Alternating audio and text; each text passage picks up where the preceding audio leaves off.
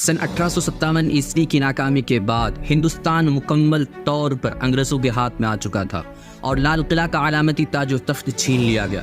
مغلیہ حکومت کے آخری چشم و چراغ بہادر شاہ ظفر کو جلا وطن کر کے رنگون میں قید کر لیا گیا۔ اس طرح انگریزوں کے خلاف تحریک حریت کی تقریباً 100 سال مدت نے اپنا دم توڑا، جس کے بعد حضرت حاجی امداد اللہ مہاجر مکی کی قیادت میں علماء دیوبند نے جہاد شاملی کی اور اس میدان میں وہ آخری دم تک ہندوستان کی آزادی کے لیے لڑتے رہے، لیکن مادی وسائل کی وجہ سے آخر کار حضرت سید ضامن شہید اور دیگر علماء کرام نے جام شہادت نوش کیا، اور یہ وہ ایک ایسا پل تھا جو علماء کرام پر بہت ہی سخت گزرا اور انگریزوں نے تھانہ بھون پر قبضہ کر لیا۔ اور تھانہ بھون پر قبضہ کرنے کے بعد انہوں نے آس پاس کے علاقوں سے اور خاص کر تھانہ بھون کے جتنے بھی علماء کرام اور حفاظ کرام تھے سب کو قید کیا گیا اور ان میں سے بیشتر پر مقدمہ قائم کیے گئے۔ آخرکار ان کو پھانسی کے پھندے پر لٹکا دیا گیا، جس کے بعد تھانہ بھون جو مسلمانوں کی ایک بہت بڑی آبادی تھی ایک کھنڈر میں تبدیل ہو گئی۔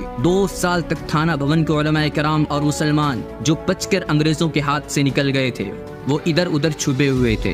آخرکار 2 سال کے بعد ملکہ وکٹوریہ نے معافی کا اعلان کر دیا، جس کے بعد لوگ تھانہ بھون میں واپس آنے لگے، جس کے بعد انہوں نے وہ ہولناک منظر دیکھا جس کو سناتے ہوئے جگر کانپ جاتا ہے کہ انہوں نے دیکھا کہ 2 سال کے بعد بھی تھانہ بھون کے درختوں پر تقریباً 132 لاشیں لٹکی ہوئی ہیں۔ اور یہ سب اس لیے تھا کہ سن 1857 عیسوی کی جنگ میں مسلمان اور خاص کر حفاظ اور علماء کرام جنگ آزادی کے لیے اپنی قربانیاں پیش کی، اس لیے مسلمانوں ہی کو سارا خامیازہ بھگتنا پڑا۔ یہی گرفتار کیے گئے، انہی کو قتل کیا گیا اور انہی کی جائیدادیں ضبط کی گئی۔ ایک طرف مسلمانوں پر ظلم و ستم جاری تھا، ڈھونڈ ڈھونڈ کر علماء کرام اور حفاظ کو قتل کیا جا رہا تھا، ان کو پھانسی کے پھندوں پر چڑھایا جا رہا تھا۔ دوسری طرف عیسائی پادری علاقوں میں کیڑے مکوڑوں کی طرف پھیل گئے اور لوگوں کو لالچ دے دے کر ان کو اپنے ماحول میں ڈھالنے لگے، ان کو اپنی تعلیم دینے لگے اور انہیں عیسائی بنانے لگے۔ یہ سب کچھ دیکھنے کے بعد حضرت مولانا قاسم نانوتوی اور آپ کے ساتھی یہ سمجھ چکے تھے کہ یہ لوگ خصوصاً علماء کرام اور حفاظ کو اس لیے قتل کر رہے ہیں تاکہ وہ مسلمانوں کی آنے والی نسلوں کو اسلام سے دور کر دے اور وہ عیسائی بنا دے اور دھیرے دھیرے وہ اسلام کو ہندوستان سے مکمل طور پر مٹا دے تاکہ ان کے خلاف کوئی آواز اٹھانے والا نہ ہو، جس کی وجہ سے حضرت مولانا قاسم نانوتوی اور آپ کے ساتھیوں نے اس ملک میں اسلام اور مسلمانوں کی بقا کے لیے، اسلامی علوم و فنون کی اشاعت کے لیے مدارس کا قیام کرنا بالکل بہت ہی ضروری سمجھا، جس کے بعد 30 مئی 1866 عیسوی کو سرزمین دیوبند مسجد چھتہ میں ایک مدرسہ عربیہ قائم کیا گیا، جس کے پہلے استاذ ملا محمود دیوبندی اور پہلے شاگرد محمود حسن دیوبندی تھے۔ یہ وہی محمود حسن ہے جو بعد میں شیخ الہند کہلائے۔ افسوس اس ملک کے فرقہ وارانہ حالات نے ہندوستان کی آزادی کے لیے دارالعلوم دیوبند کی قربانیوں کو طاق پر رکھ دیا، اور آج مدارس عربیہ کے متعلقین کے علاوہ کوئی نہیں جانتا کہ آزادی جو ہمیں 15 اگست 1947 عیسوی کو ملی ہے، اس میں بہت بڑا ہاتھ علماء دیوبند اور خاص کر مسلمانوں کا ہے۔ مدرسہ اسلامیہ عربیہ دیوبند جو بعد میں دارالعلوم دیوبند کہلایا گیا، یہ صرف ایک مدرسہ نہیں تھا جہاں لوگ قرآن و حدیث سیکھتے تھے، بلکہ ایک تربیت گاہ تھا جہاں پر ایسے لوگوں کو تیار کیا جاتا تھا اور ان کی تربیت کی جاتی تھی جس میں تحریک آزادی کی ذہن سازی کی جاتی تھی۔ حضرت شیخ الہند مولانا محمود حسن اسی ادارے سے تربیت یافتہ تھے اور ہندوستان کی آزادی پر اپنا سب کچھ لٹانے کا جذبہ انہیں اپنے استاد حضرت مولانا محمد قاسم نانوتوی کی وراثت اور تربیت سے ملا تھا۔ وقت کے ساتھ ساتھ یہ جذبہ دھیرے دھیرے پروان چڑھتا رہا، یہاں تک کہ اس نتیجے میں ایسی تحریک نے جنم لیا جو سن 1857 عیسوی کے بعد ہندوستان کی آزادی کے لیے تیسری سب سے بڑی اور منظم تحریک تھی۔ ہندوستان کی تاریخ حریت میں ریشمی رومال کے نام سے مشہور ہے، جس کے بارے میں کہا جاتا ہے کہ اگر یہ تحریک کامیاب ہو جاتی تو آج ہندوستان کا نقشہ کچھ اور ہوتا۔ اس تحریک کے قائد حضرت شیخ الہند مولانا محمود حسن دیوبندی تھے۔ اس کا مرکز دیوبند میں واقع حضرت کا دیوان خانہ تھا۔ سن 1857 عیسوی کی شکست کے بعد اکابرین دیوبند نے جو مدارس کے قیام کا فیصلہ لیا، اس کا بہت زیادہ فائدہ نظر آ رہا تھا۔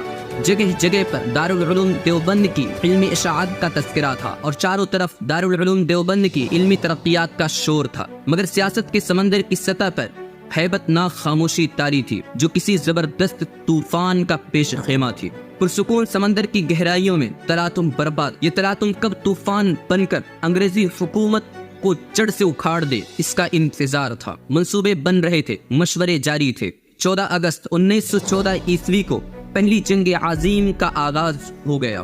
یہ وہ موقع تھا کہ کسی بیرونی طاقت کے مدد کے ذریعے ملک کے اندر انگریزوں کے خلاف بغاوت کر کے کامیابی حاصل کی جا سکتی تھی۔ سن 1915 عیسوی میں جب یہ ملک جنگ عظیم اپنے پورے شباب پر تھی اور انگریزی حکومت انتہائی خطرناک حالات سے دوچار تھی، پوری دنیا میں اس کی فوجیں اپنے مخالفین سے لڑ رہی تھی، برطانیہ نے اپنی پوری طاقت ترکی اور جرمنی میں پھونک رکھی تھی۔ ان میں حضرت شیخ الہند نے اپنی انقلابی تحریک کا آغاز کیا۔ وہ چاہتے تھے کہ ہندوستان کی شمالی مغربی سرحدوں پر آزاد قبائل کے ذریعے انگریزوں کے خلاف جنگ چھیڑ دی جائے۔ اس مقصد کے لیے انہوں نے اپنے خاص شاگرد حضرت مولانا عبید اللہ سندھی کو کابل روانہ کیا تاکہ وہ قبائلی سرداروں سے مل کر ممکنہ بغاوت کا جائزہ لے سکے۔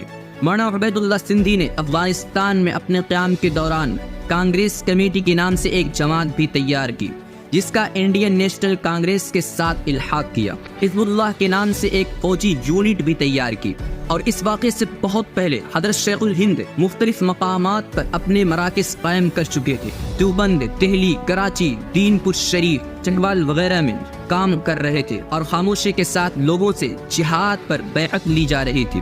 رازداری کا حال یہ تھا کہ شیخ الہند کے شاگرد حضرت مولانا حسین احمد مدنی تک کو اس بات سے بے خبر رکھا گیا۔ حضرت حسین احمد مدنی نے خود اپنی کتاب نقش حیات میں لکھا ہے کہ مولانا عبد الرحمن رائے پوری نے مجھ سے فرمایا کہ شیخ الہند لوگوں سے جہاد کی بیعت لے رہے ہیں، یہ تو بہت خطرناک کام ہے، اور اگر انگریزوں کو اس بات کا علم ہو گیا تو دیوبند کی اینٹ سے اینٹ بجا دیں گے اور مسلمانوں کا یہ دینی مرکز اجاڑ دیا جائے گا۔ جس کے بعد میں نے یہ کہہ دیا کہ مجھے معلوم نہیں، اور میں نے یہ ارادہ کیا میں خود حضرت شیخ الہند سے پوچھوں گا، جبکہ شیخ الہند حضرت حسین احمد مدنی کو ہر چیز ہر بات سے آگاہ کرتے تھے۔ آخر وہ اس بات کو اس حد تک رازداری میں رکھے کہ حضرت حسین احمد مدنی تک کو نہیں بتائے۔ مولانا عبید اللہ سندھی اور آپ کے بعض ساتھی بھیس بدل کر افغانستان پہنچ چکے تھے۔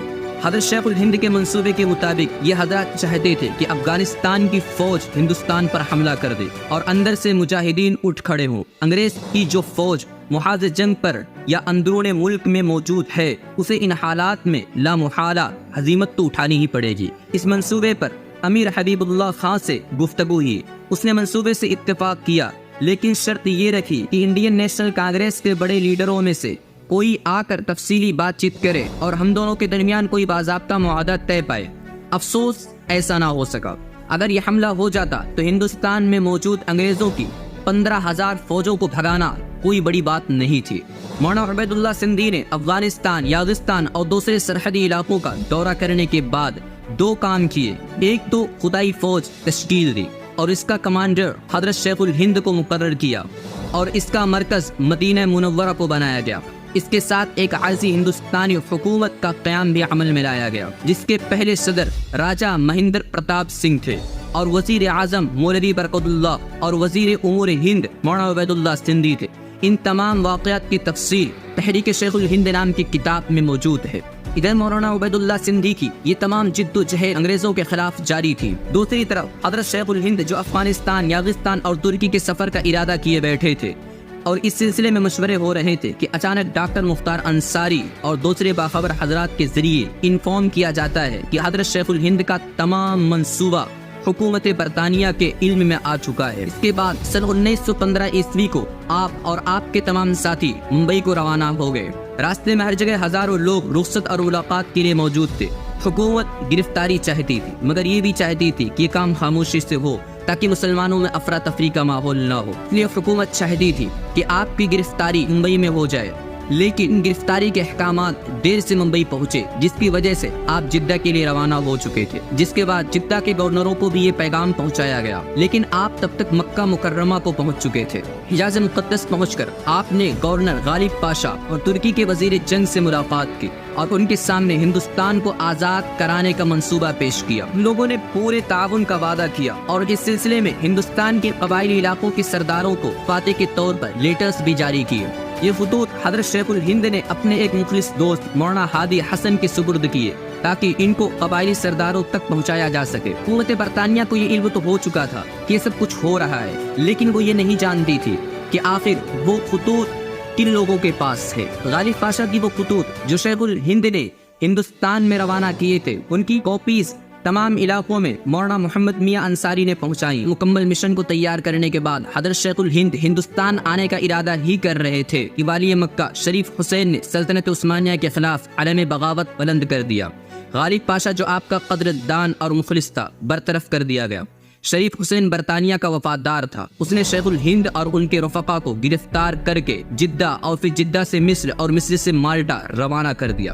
حضرت شیخ الاسلام مولانا حسین احمد مدنی جو آپ کے ساتھ گرفتار ہوئے اور آپ ہی کے ساتھ مالٹا کی قید میں رہے، لکھتے ہیں کہ پہلے ہمارا خیال تھا کہ ہماری گرفتاری شریف ہی کی طرف سے عمل میں آئی ہے، مگر انگریز افسران کے بیان کرنے سے یہ معلوم ہوا کہ گرفتاری تحریک آزادی کی ان کارروائیوں کے بنا پر ہوئی جو ہم انگریزوں کے خلاف دیوبند میں تقریباً 100 سال سے کر رہے تھے۔